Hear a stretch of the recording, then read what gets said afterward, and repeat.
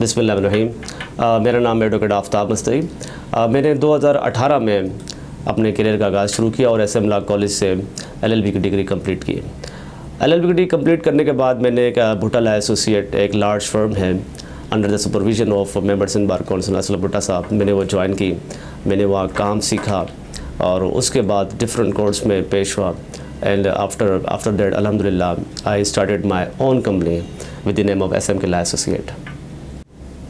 Sir FIR क्या होती है? फर्स्ट जो इन्वेस्टिगेशन रिपोर्ट है, उसके बाद किसी पर अगर एफआईआर हो जाती है तो उनको कौन से इक़दाम लेने चाहिए? अगर किसी पर एफआईआर करवानी है तो उनको क्या हिकमत अमली करनी चाहिए?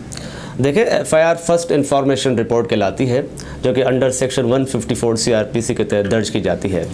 और वो केसेस जो कॉग्निजेबल्स होते हैं उनमें एफआईआर दर्ज होती है, और नॉन कॉग्निजेबल्स ऑफेंसेस में एफआईआर नहीं होती, जस्ट उसमें रिपोर्ट्स थाने वाले दर्ज करते हैं। देखें, अगर किसी पे एफआईआर हो जाती है तो first of all he should contact to the lawyer. Sir first of all वो अपने वकील से रब्ता करें, ठीक है। वकील से रब्ता करने के बाद वकील ही will inform him that what he has to do.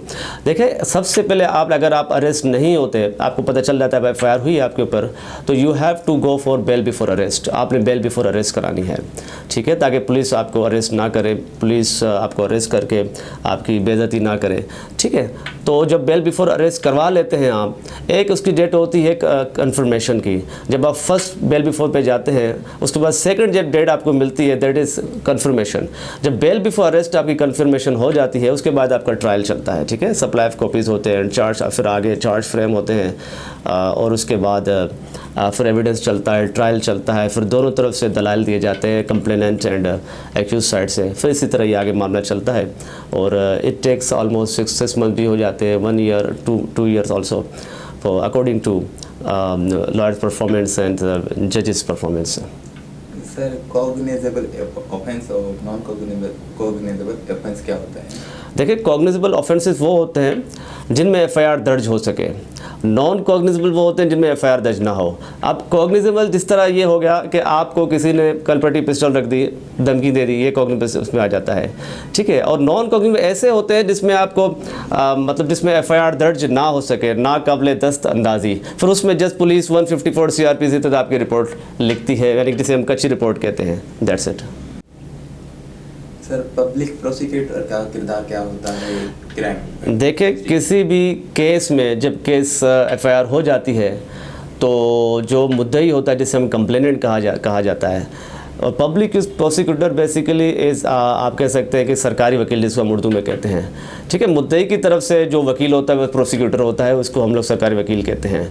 जिस तरीके से एक्यूज पर्सन अपना वकील हायर करता है, इसी तरीके से मुद्दई का जो ऑलरेडी रियासत की तरफ से जो वकील होता है वो पब्लिक प्रोसिक्यूटर होता है। उस पूरे केस को लेकर जो चलता है वो पब्लिक प्रोसिक्यूटर होता है। फर्स्ट से लेकर अब जो एफआईआर होती है आपकी और लास्ट तक सारे मामला कंप्लेंट के पब्लिक प्रोसिक्यूटर देखता है, यस। लेकिन अगर कोई प्राइवेट वकील चाहे तो he also can file vakalatnama on behalf of complainant.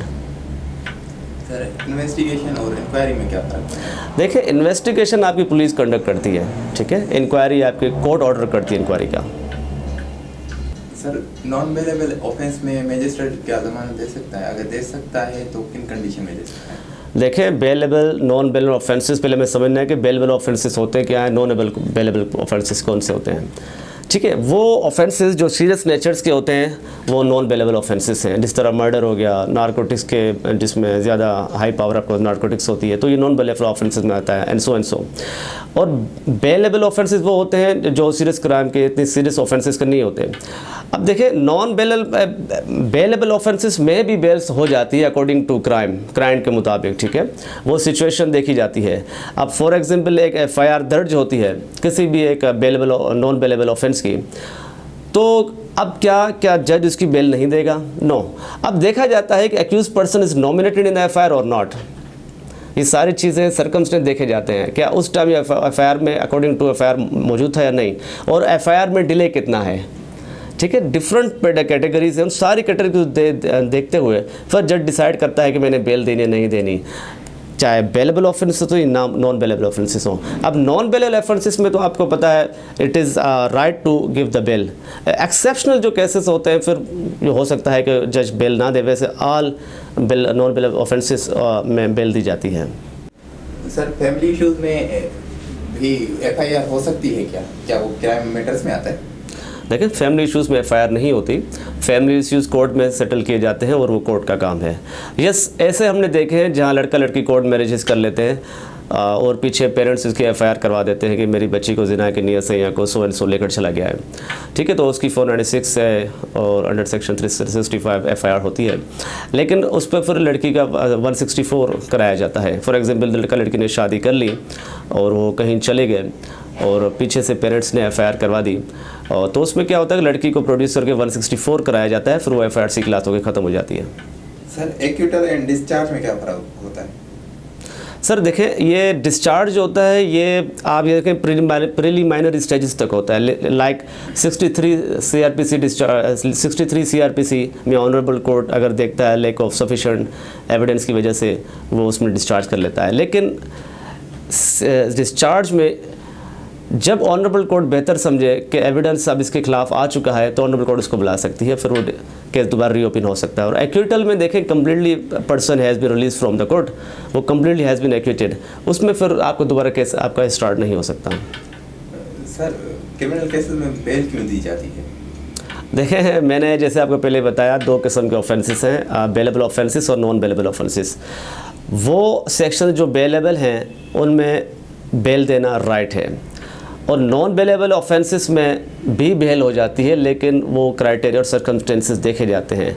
For example एक मर्डर का केस है but person is not nominated in the FIR firstly, और एफआईआर डिले के साथ है, 24 घंटे डिले या 5 महीने डिले या इस तरीके से, तो ये चीज़ें सर्कमस्टेंसेस देखे जाते हैं, तो उसके मुताबिक बेल दी जाती है।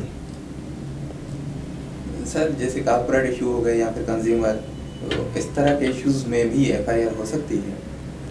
देखिए, कंज्यूमर के जो इश्यूज़ हैं वो कंज्यूमर कोर्ट्स देखती है। ठीक है, तो consumer court according to law, consumer law के मुताबिक, इसी तरह एक मेरा अभी रिसेंटली हमने केस लगाया था अगेंस्ट मंगनी के सूट के, जिसमें एक पर्सन की शादी थी बट उसे मंगनी का सूट टाइम पर नहीं मिला, so we filed a suit against दर्जी, टेलर के खिलाफ हमने सूट लगाया, तो वो ऑनरेबल कोर्ट में चल रहा है। तो उसमें ये होता है डैमेजेस वगैरह दिए जाते हैं। ठीक है, अगर वो डैमेजेस ना दे फिर एग्जीक्यूशन हम जा सकते हैं, उसके खिलाफ पुलिस के तहत कार्रवाई हो सकती है।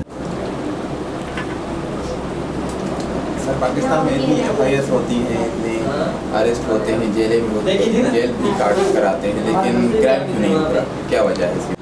तो देखिए, पुलिस का रोल, देखिए एफआईआर करती है थाने से। ठीक है, अब पुलिस ही अगर सही तरीके से एफआईआर नहीं काटे, फिर बाद में इन्वेस्टिगेशन भी कंप्लीट सही तरीके से ना करे, फिर ऑनरेबल कोर्ट के सामने जो डॉक्यूमेंट्स आते हैं ऑनरेबल कोर्ट उसके मुताबिक फ़ैसला करती है। जब केस ही आप बेसिक ही कमज़ोर होगी तो फिर आप बताएं फिर वो कहाँ से सज़ाएँ होंगी। तो मैं समझता हूँ कि पुलिस को ट्रेनिंग और बेहतर तरीके से दी जाए, और ऐसे इंस्पेक्टर्स और SHOs को लाया जाए जो बेहतर तरीके, और इन्वेस्टिगेशन ऑफिसर्स को लाया जाए बेहतर तरीके इन्वेस्टिगेशन कर सकें। देखें, अब 2025 चल रहा है, दुनिया को देखें किस तरीके से वह इन्वेस्टिगेशन का सिस्टम चेंज हो चुका है और जदीद तरसुर किए जा रहे हैं कैमराज के तहत, और डिफरेंट अदर आलाज यानी कि इंस्ट्रूमेंट यूज़ किए जाते हैं। बट अनफॉर्चुनेटली पाकिस्तान में अभी तक वही पुराना सिस्टम चल रहा है, तो जिसकी वजह से होता है इन्वेस्टिगेशन कंप्लीट सही तरीके ना होने की वजह से यहाँ जुराइम नहीं रुक रहे, और इसके अलावा और मज़ीद जुराइम बढ़ रहे हैं। Thank you.